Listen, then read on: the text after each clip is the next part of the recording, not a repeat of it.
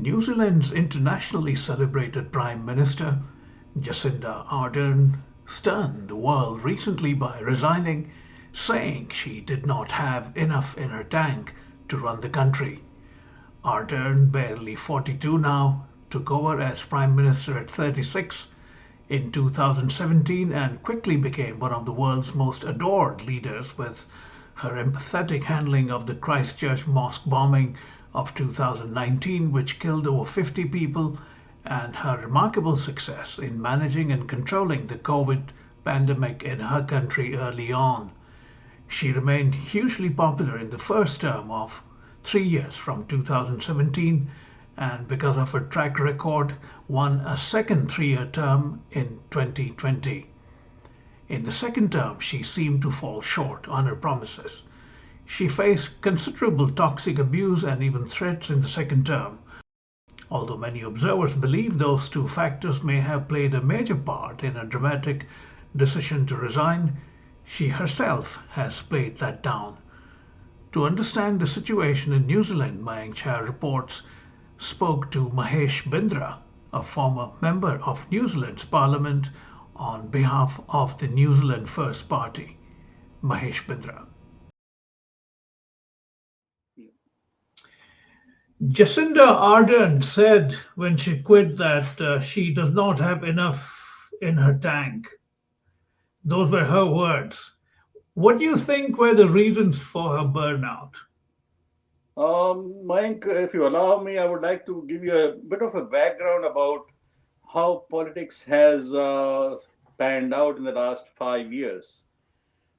Starting with 2017. Now, 2017, from 2014 to 2017, we, that is New Zealand First, were in opposition. We were an opposition party. Towards the election time in 2017, the Labour Party changed their leader from Mr.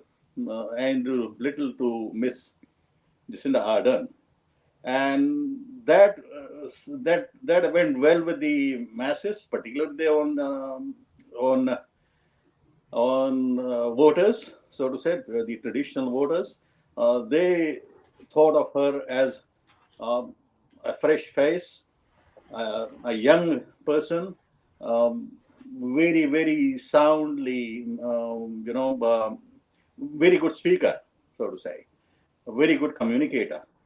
So the result was that Labour Party were in a position after the 2017 election. Labour Party were in a position to stake claims to the government, but there was a catch. The catch was that we were the ones who decided which major party, that is National or Labour, which will form the next government, because none of those two parties had the numbers to take them over the line of 50%. So after a fairly long period of deliberations within the party, that is my party, a democratic decision was made to support Labour Party to form the next government. So that is how Ms. Ardern became the Prime Minister. Now, between 2017 and 2020, that is, we only have 3 year term, as you know. So between 2017 and 2020, the government had the advantage of the vast experience of the Right Honorable Winston Peters. So he practically he guided the government through those difficult times, and our ministers, and I would like to mention a few names here. Mr. Peters, as you know, was the Deputy Prime Minister and Foreign Minister. So his favorite portfolio is foreign affairs.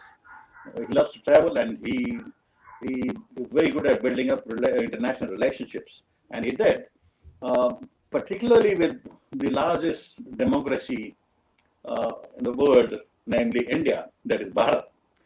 So he very successfully built up and renewed and strengthened the foreign relationships with other countries. And the other ministers, like Honorable Shane Jones, who was responsible for regional development, he did a splendid job also.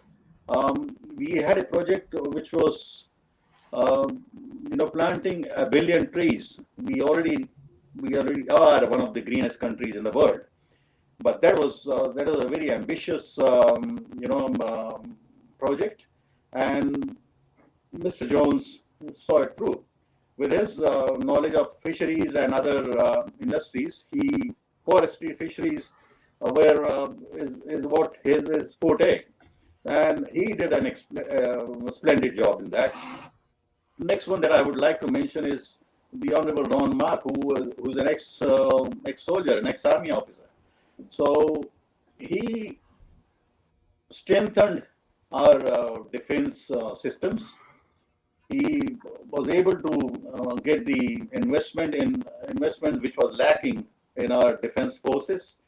Bought aircrafts, bought military equipment, and brought our defense forces up to a respectable standard.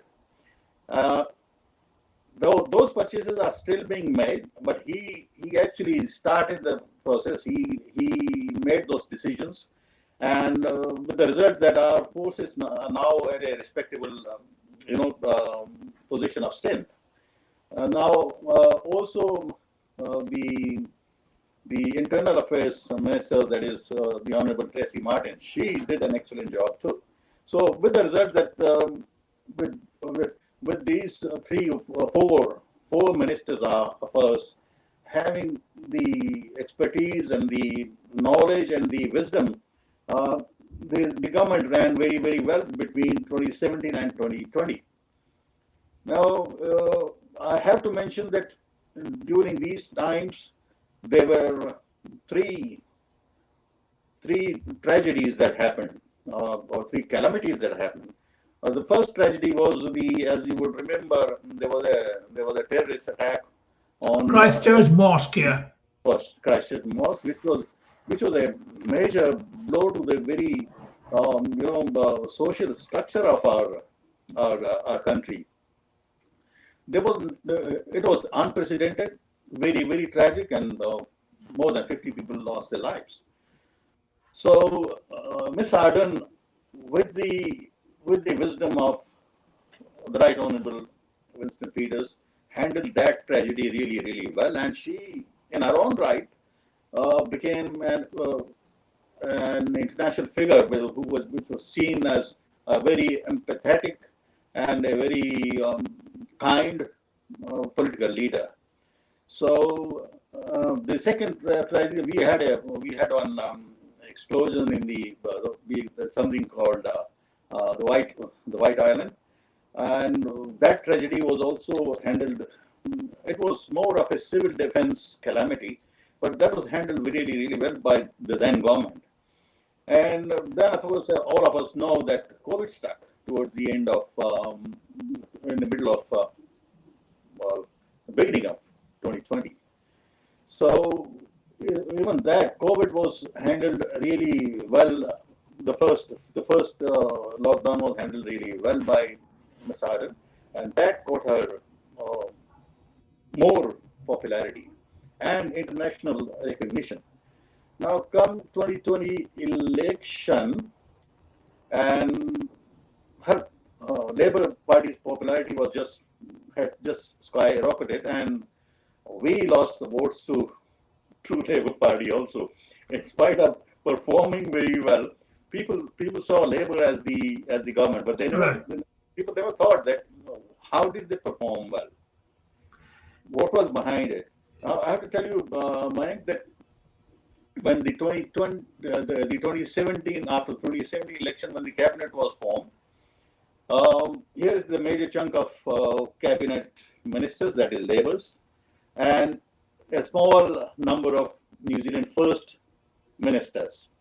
Now, if you calculate the quantum of experience between the two, this small group of ministers of ours had about 10 times of experience of the ministers over here, because barring one, barring one minister here, nobody was a minister earlier than that. They were all new ministers, whereas Mr. Peters has about 10 times of experience of that part of the cabinet.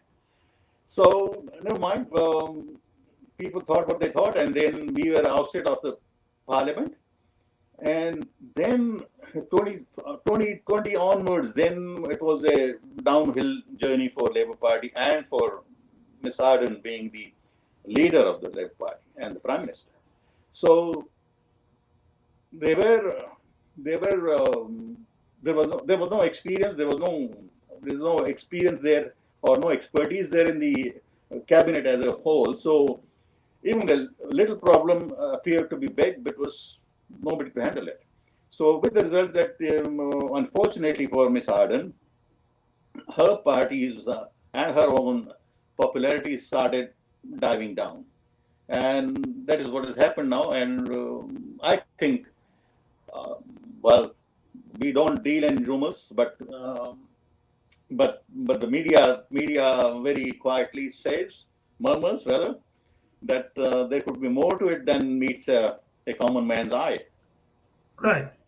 Now, I read that it was a combination of the toxic environment and abuse and threats also played a role, what she faced. She has, of course, said that she has tried to play it down, but I keep reading that there was a great behind the scenes toxicity against her. There was a lot of abuse and even threats. What is your sense of that? As far as I know, I take pride in saying that in my country, politics is way cleaner than other countries. We treat the opposition with respect, and the opposition also has, a certain code of conduct. We don't make, as far as politicians are concerned, we, and particularly us, we are trained never to attack a person personally. If there is an issue, political issue, then attack the issue, not the person. But when Ms. Ardern says, yes, there was an incident that her electorate office was, attacked. But that's the one incident I know of. But other than that, only she will know as to what kind of threat she's got. But she is a very, very strong person, and I think she could have carried on. But then at the end of the day, it is her call, not Right. anybody else. What do you think holds for her now? She is a regular member of parliament like many others. Although her profile is huge nationally and internationally, she still remains an international star in many ways. That's right. Interestingly, the New York Times had a piece today, and I think it's an edit, where it says that although she was an international star, she did not deliver. That's the New York Times headline. Now, I don't know whether she did not deliver in the second half of her term or they're talking about overall. What is your sense? What do you think she'll do now? Well, look, when we say the first half or the second half, all those three major catastrophes were handled brilliantly by then government. And I told you the reason why. Her popularity was at the peak in those 3 years. It only started going downhill, and one can only put two and two together, that when you don't have the backing of experience and wisdom, that's what happens.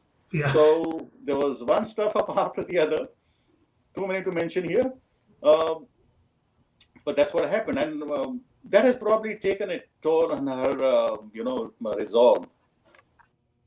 So is this it for her? Do you think is there a possibility that some years down the line she may make a comeback, or she has essentially said that I'm done with a position like this?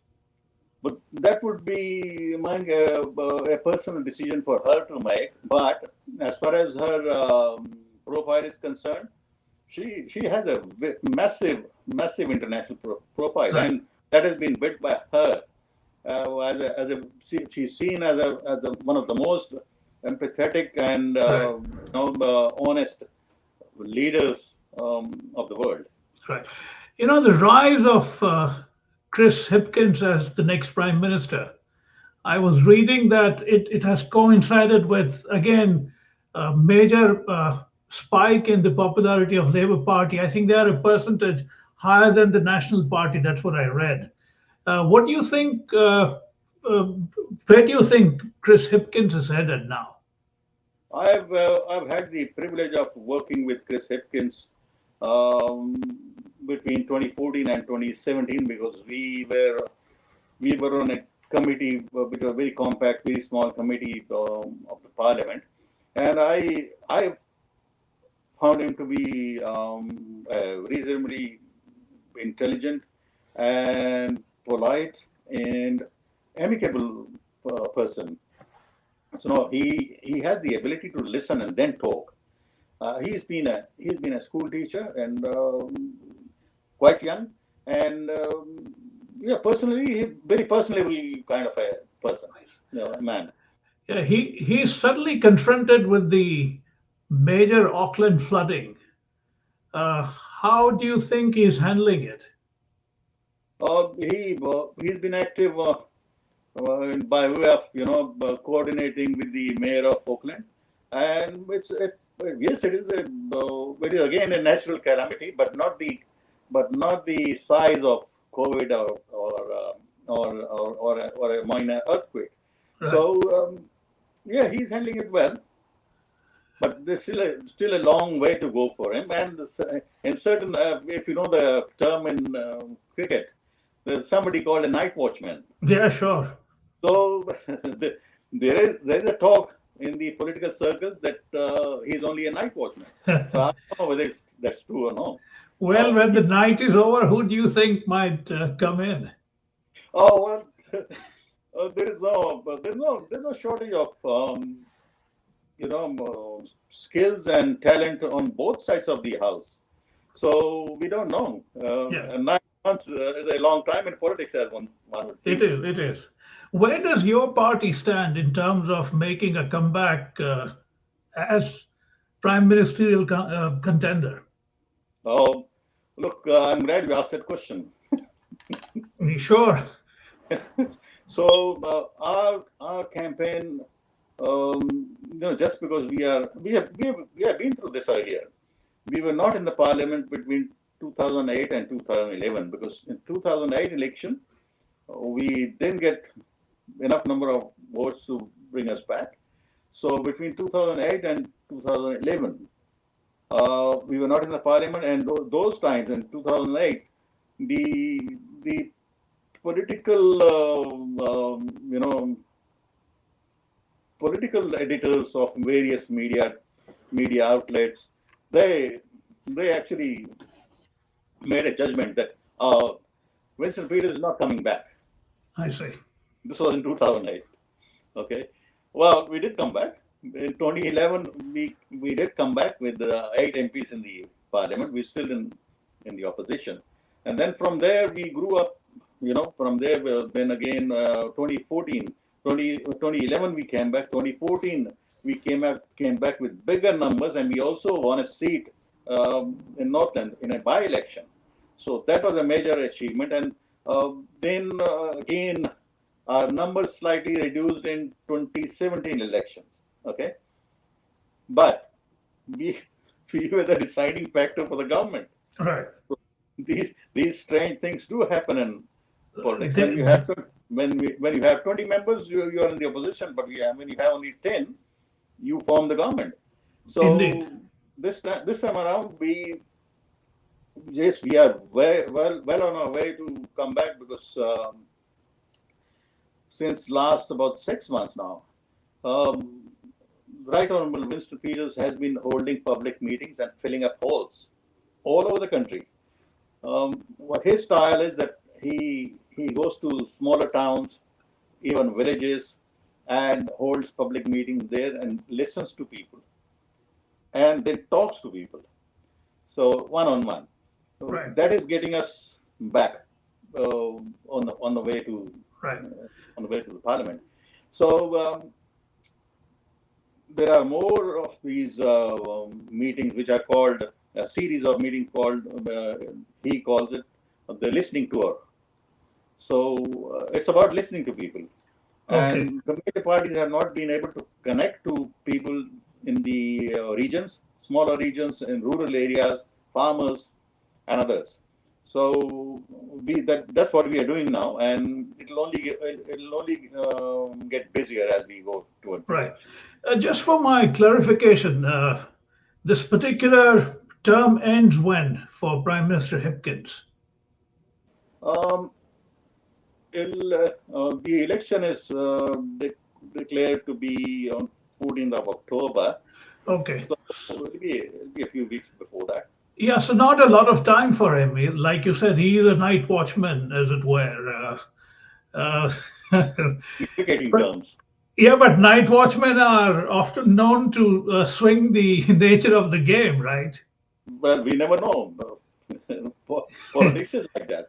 Right. So you And can't, you can't. what about you? Very keen to know what you plan to do. Do you plan to get back actively, or you are content doing what you're doing now? But I am still involved with the party, and I will put my hand up again for the elections. So now this will depend on the party and the party board whether they want me in or no. Right. So it's a democratic process. One has to one has to raise their hands and then see how it goes.